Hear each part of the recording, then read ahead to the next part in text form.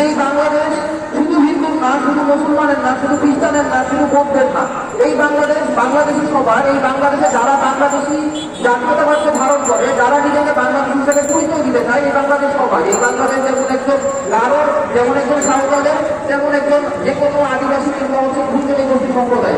তো আমরা